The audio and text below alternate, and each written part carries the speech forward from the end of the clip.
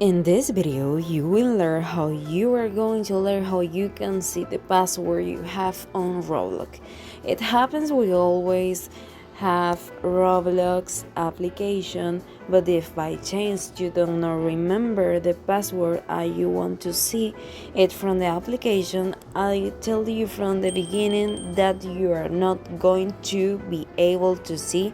What you should do is the Chrome that you have on your cell phone. Select Chrome, and if you have saved the password, you must go to the upper right corner here, and where the three dots appear, and we are going to go to where the settings here, and then we are going to see what we have the password manage.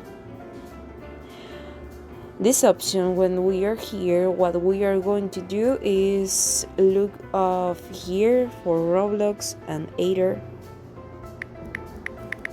Select Roblox application or navigator, and whether it is an application on Wonder, it's also playing in the browser.